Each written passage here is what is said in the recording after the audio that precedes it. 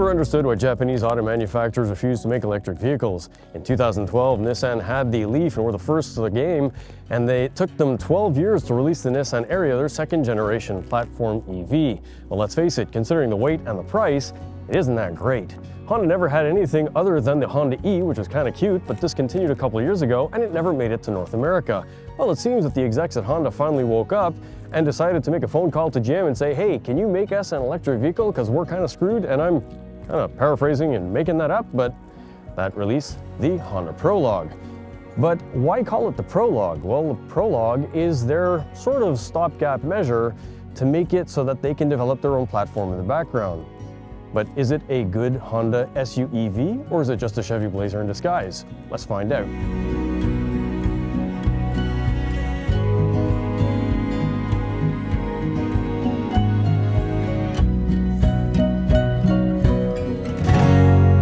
One really big difference with the Chevy Blazer EV is the fact that the Honda Prologue is designed, well, like a Honda.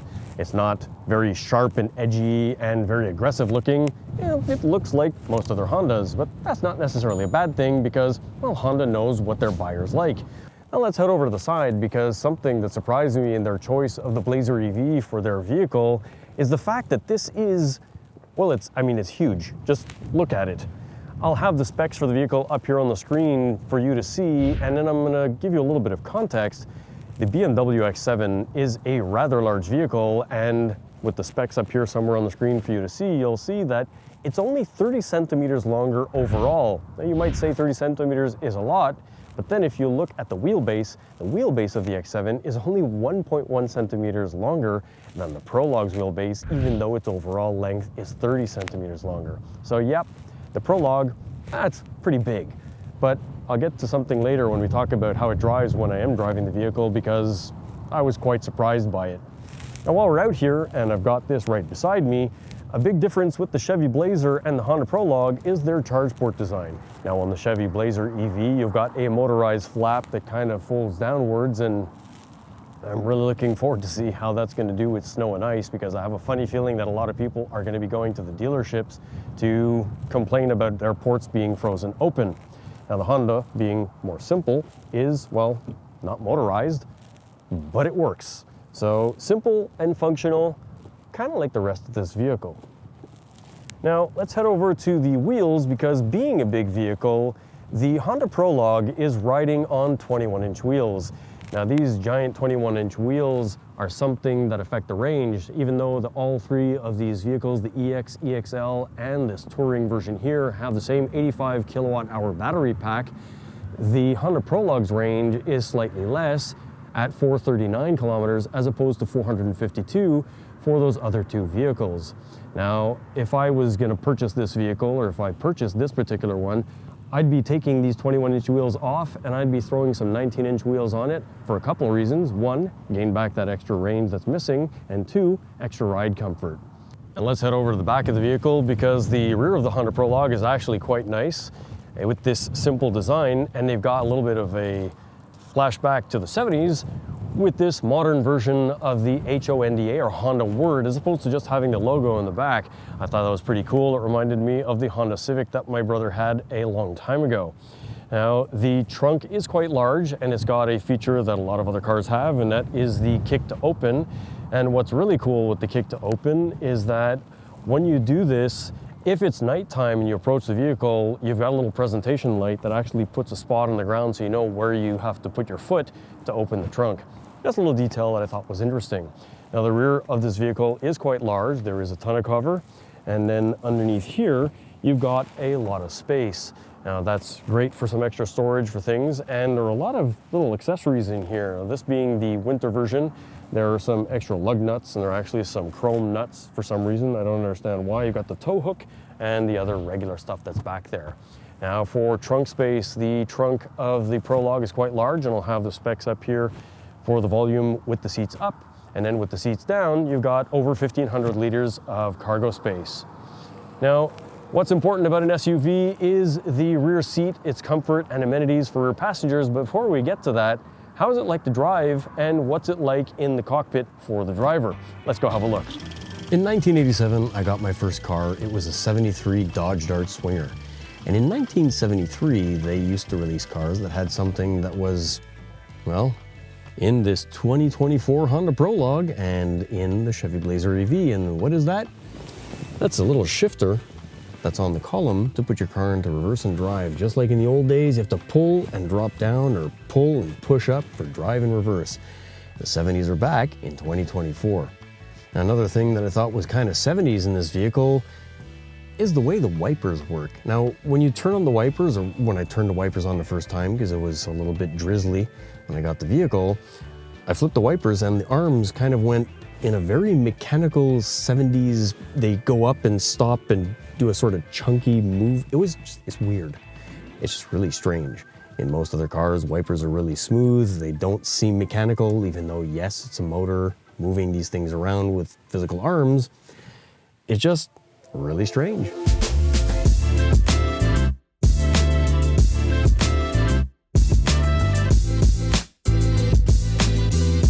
The driver's seat of the Honda Prologue is a nice place to be because things are, well, they're very Honda. Everything is nicely laid out, simple, and where it should be.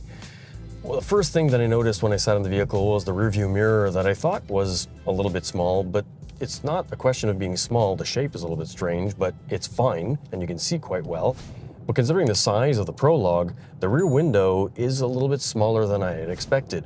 It's similar to that of the EV6, so it's not a bad thing, it's just surprisingly small considering the size of the vehicle. The main thing that you see when you get into this car is the center touchscreen. Now, the center touchscreen in the Blazer EV is 17.7 inches, but that in the Prologue is only 11.3. So if you're expecting a giant 17.7-inch screen in the Prologue, that's not what you're getting. However, it's very useful. All of the information is where it needs to be. But interestingly enough, from this perspective, sitting here, the first thing I noticed was that the screen seems to be tilted slightly towards the passenger. It doesn't make it harder to use, it's just a little bit strange because I'm used to the screen being tilted towards the driver in most cases, or at least very flat. That touchscreen in the middle, though, does offer you one thing that the Blazer EV doesn't, and that's Android Auto and CarPlay wireless built in. They didn't take it away like GM did, so that's a great thing. That wireless Android Auto and CarPlay is also displayed in the heads-up display. So when you set your navigation in the touchscreen, you get your information for navigation with arrows and the street names in the heads-up display, which is excellent.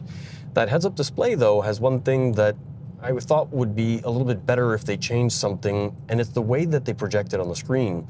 When I've driven other vehicles, the heads-up display is projected as if it's further away from the front of the vehicle, meaning that you don't have to change your focus. In the Prologue, when you want to look at your heads-up display, you look down slightly, which is fine, but you have to focus slightly inwards, more towards the end of the hood, as opposed to, let's say, a car length away. And then when you look back up, you're focusing further away again. Not a big deal, it's just something that I thought was a point of, it could be improved. Another thing that I thought was kind of interesting, and it's something that you can't unsee once you've seen it, is the lens that they've used to project the heads-up display offers a bit of a fisheye. And what that means is things have a little bit of a smile when they're longer. So when you've got navigation up on the screen and the street name is longer, like some of the French names in the city of Montreal, well, what happens is you see the name with a little bit of a curve. Now, it's not a big deal. It's just once you've seen that, even if something isn't long on that heads-up display, you can't unsee the fisheye effect. That's just me, I'm picky, I see little details, but there you go. Something else that I noticed that's a little bit of a nitpicky thing is it seems that the screen that they used doesn't have as much of a high contrast level, so that when it's late at night, even with the HUD brightness level set to minimum, you can see the characters, but you can also see the entire screen projected into the heads-up display. It's not something that I've seen in other vehicles, and I thought that was a little bit disappointing, because considering it's a $70,000 vehicle, I would have expected not necessarily an OLED display, but a display that has a little bit greater contrast to avoid seeing that little bit of a grayness projected into the screen.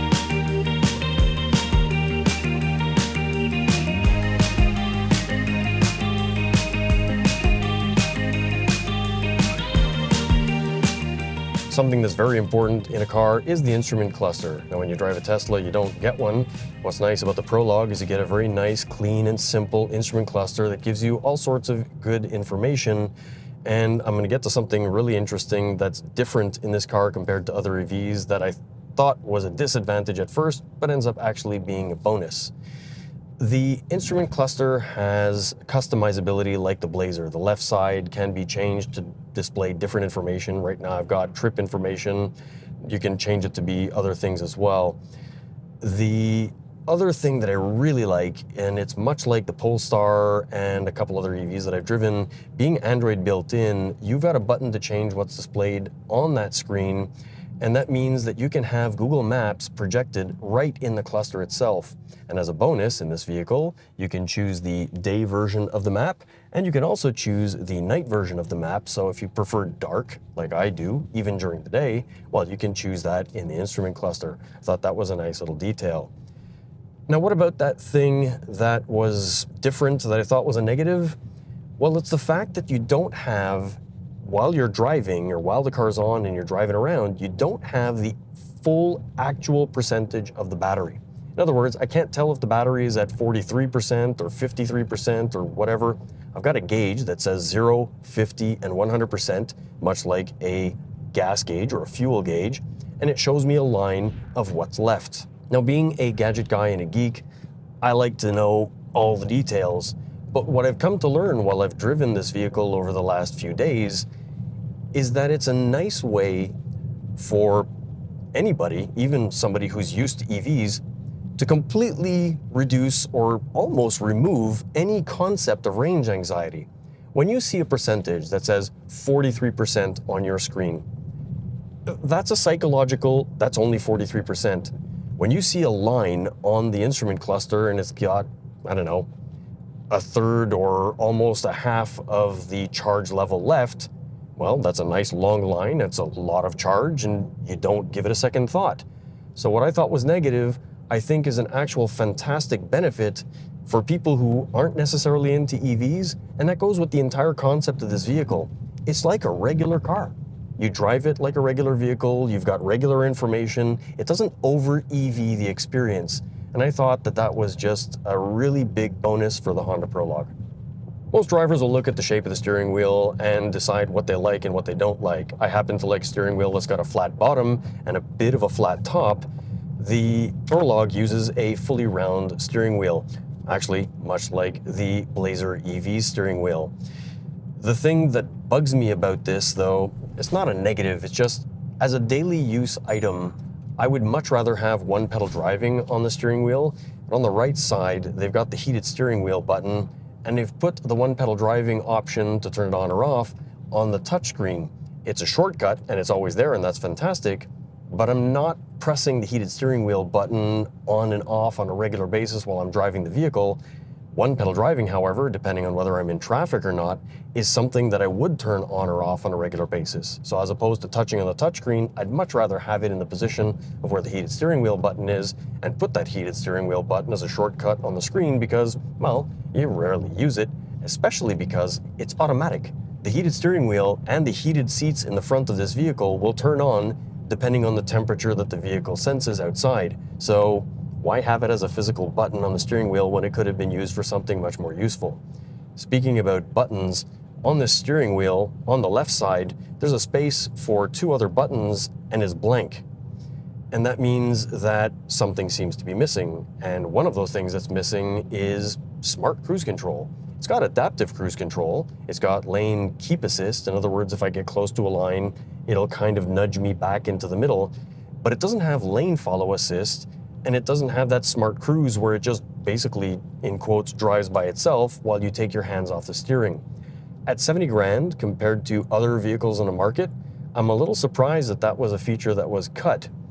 However, I'm guessing that the Acura ZDX, which is the upscaled version of the Prologue, but also based on the Lyriq, as opposed to being based on the Blazer EV, has that feature. But it's also like $17,000 more expensive. And other cars have it at much less expensive. Look at any of the Hyundai products. And for like 55 grand, you can get smart cruise control. Just a weird thing to have cut on.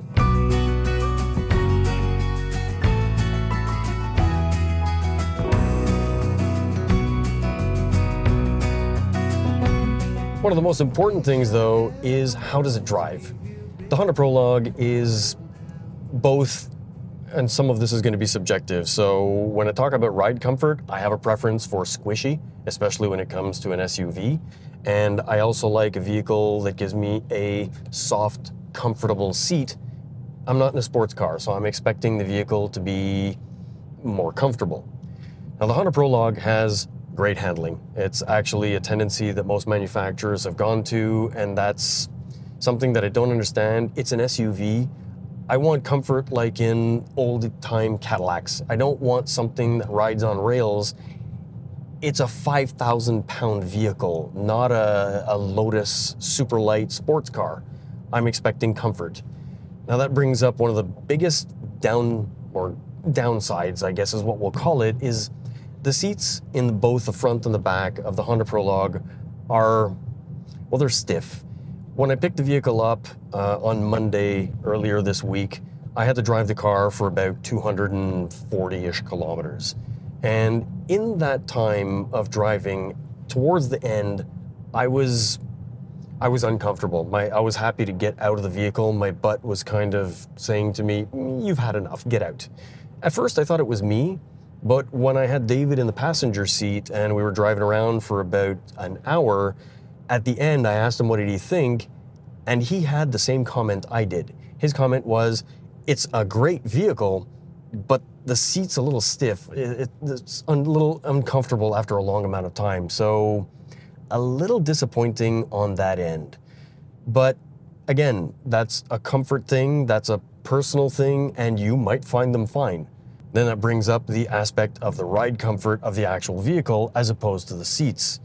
Now, the seats being one thing, the wheels are another. Being 21-inch wheels and having not necessarily low profile tires, but they are a lower profile, that means you get great handling in the curves, and I've taken this vehicle in curves that are a little bit faster, and it's surprising. It's a giant heavy truck, but it handles well with the very low center of gravity like all EVs.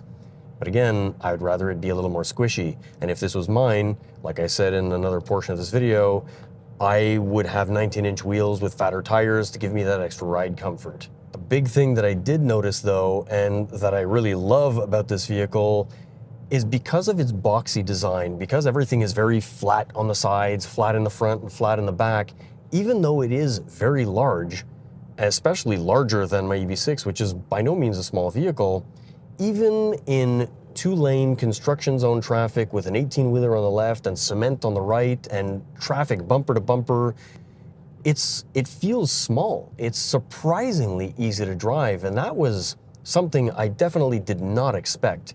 It made me question, am I actually driving something this big? It can't be this big feeling this small.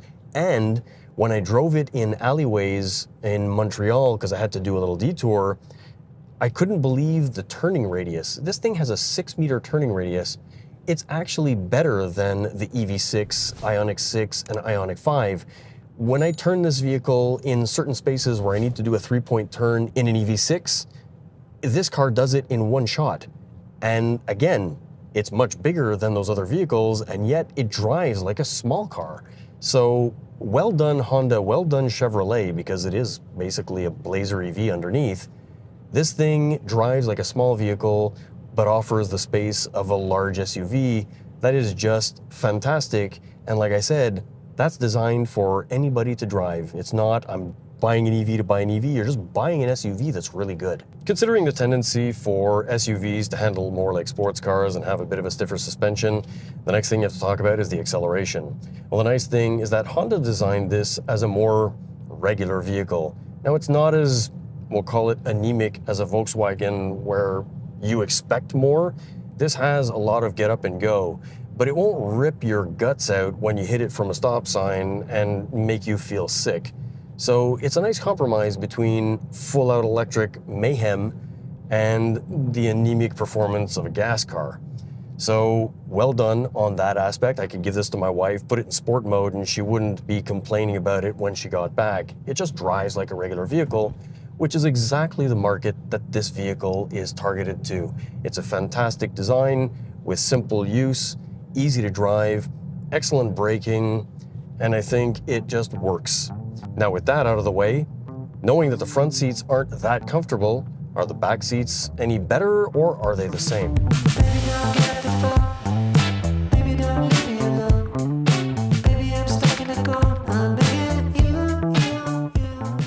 The back of an SUV is important for comfort, and one of the nice things about the Prologue being a giant SUV with a huge wheelbase is the fact that there is a ton of legroom.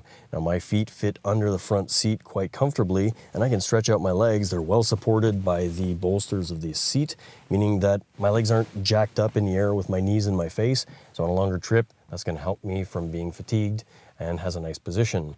Now, one of the things that I really like a little bit less about being seated back here is that these cushions are, again, a little bit firm to my liking. So although my legs are supported, I'm wondering how comfortable is that going to be after, let's say, an hour or two of sitting in here. Now, on the subject of my butt and where I'm sitting, the back of this vehicle, just like the Blazer EV, has these huge plastic ISOFIX connectors. Actually, well, if I move over, you got this huge plastic ISOFIX slot here that makes it easy to access, but these plastic covers, well, they kind of protrude outwards. Now, I'm a smaller guy and I'm kind of narrow at the hips, but let's say somebody who's a little bit wider that might get their butt on this plastic. I'm not sure that's going to be super comfortable in the long term. So in my case, it fits okay. But this is something that you'll have to do as a check up in the test drive that you do if you go to see this vehicle, just to make sure that it suits your needs. Now, a couple other things that are back here that I noticed that are a little surprising. Being a Honda, I would expect that the materials would be a little bit more upscale. Now, in the back of this vehicle, you've got a lot of scratchy, like plastic that's kind of cheap. I was a little disappointed. For $70,000, I would expect a little bit more in terms of padding, much like in the front, but you've only got padding over here, which is near where you put your hand and the armrest, and a little bit where you put your elbow, so a little bit disappointing considering the price of the vehicle. Now, a couple other features that are interesting here are the fact that you've got these little grab handles, and you've got one on each side, and you've got a little map light that you can press on each side as well. That's LED, and you've got one that's in the front, and that's very cool. Now, another thing back here, which is quite standard, is an armrest for you to put your arm on, and this armrest is nice and padded and comfortable, and it's got a couple cup holders, but something to note is that the cup holder is a little bit small, and it'll only be good for a smaller cup, as opposed to the front cup holders, which are quite large and have these little squishy things that are going to let you put a smaller cup or a larger cup. Now, speaking of where this armrest is, this center position is, I would call it, this is a 4.5 seater. Why would I say that? Well, yeah, there is a fifth space, but if I scooch over into this position, first things first is it's lower. It's not quite as padded as this center one, and already I find them not as padded as I would like. And I'm sitting a little bit lower. My legs are raised up, or my knees are raised up. So on a longer trip, maybe not so great for an adult. And this headrest, it's okay in this position, but if I was a 6-footer, my head would be above the headrest. So in my opinion, and I think that that center position is really only more of a, if you absolutely have to sit there, or for children. And honestly, with this headrest not going any higher than this headrest, an adult in this position, maybe not the best idea for safety reasons. So with that being said, you've got a couple of USB ports, which are standard, a little bit of ventilation in the center console, and the rest is, well, quite standard. But I was missing one thing when we sat in this car before, and I was very surprised because this is the touring top trim.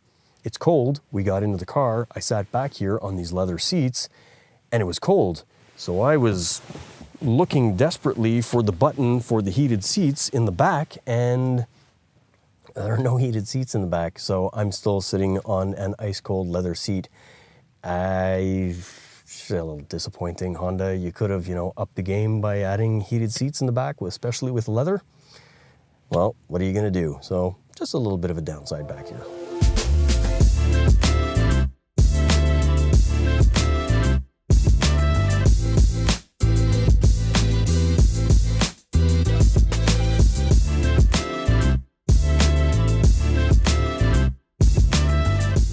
One thing, however, about the front, and considering the price of this vehicle, is you would think that at 70 grand, you would have a frunk, but nope. And not only that, you don't even get a beauty cover like in the Blazer EV. You get to see all of the glorious electric stuff under the hood. So just a little weird. Why wouldn't they at least put a plastic beauty cover? At 70,000, it should be at least nice.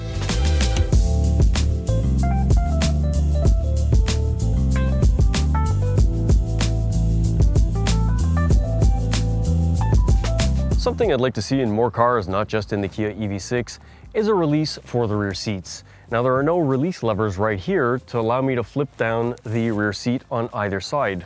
And there's no lever on that side for that one. I find that a little inconvenient because what happens is if you want to put these down, you got to reach over here, and that means that my leg is put up against the bumper, meaning if it's dirty or if it's got snow or ice or it's wet, well, my pants are going to get wet. And let's be honest, this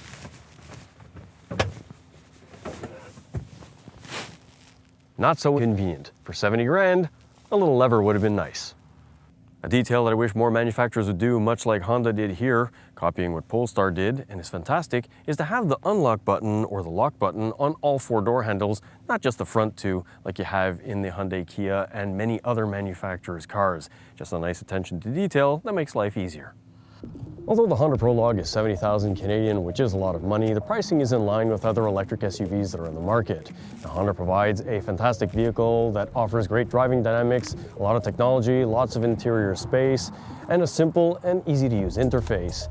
Although it is missing a couple features like rear heated seats and the adaptive cruise control, it's still an excellent vehicle because it offers great range for the size of the vehicle.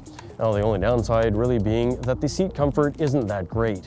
If you're in the market for a large electric SUV, then I would consider taking the Prologue for a test drive to see if the seats are comfortable for you. When releasing the Prologue, Honda essentially Hondified the Blazer EV, giving you a pragmatic, simple, and easy to drive vehicle.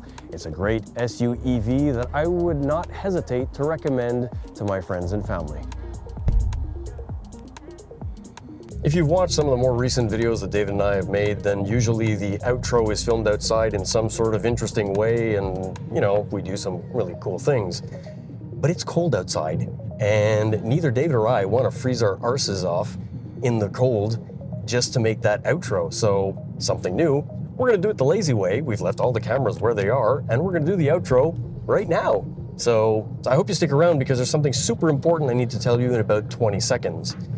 First thing that I really like to ask you is to please share this video on forums and Facebook groups that you think it would be helpful for other people, because the amount of time it takes for me to share it in dozens and dozens of places and answer those questions, it's difficult. But if people leave their questions in the comment section below, which reminds me, by the way, if you have any questions, put them in the comment section below and I'll answer them. I answer every single comment, every single one without exception, unless it's something stupid. But, you know, there you go. The really important thing, and this is for anybody, and it affects you more than it affects me, did you know that YouTube changed the way they share videos? Even if you're subscribed to a channel, and I hope you're subscribed, by the way, that clicking that subscribe button is really great because it helps the manufacturers take us with more credibility when we have more subscribers. And we've got a 20,000 subscriber goal that we would really like to achieve. So if you could click on that, it would really help us out. And that way we can answer your questions about all sorts of manufacturers like Acura, Cadillac, Ford, Rivian, etc. But the notification bell, that's something new. I recently found out that even if you're subscribed, YouTube no longer just randomly shares to all of the subscribers when a new video comes out. They just don't. So you'll never know when a new video comes out unless you go look at that channel. You have to click subscribe, you have to click notification bell, but all notifications. So be sure to check off that all notification bell so you don't miss any of our future videos and see me doing silly things in the bloopers that are at the end of all our videos, which is about 4 seconds from now. So thank you for taking the time to watch our video. Both David and I really appreciate it.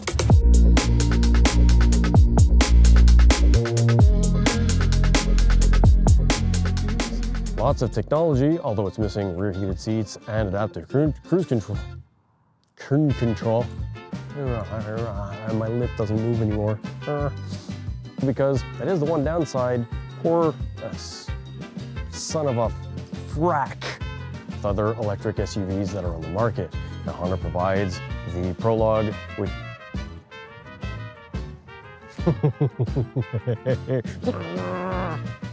and nice driving vehicle. Now this is, it's a great SUEV that I would recommend to my friends and family without hesitation. Boom. Okay. It's a great electric SUV. I'm frozen, barking mouth. Honda has the door lock button on the rear handles of both.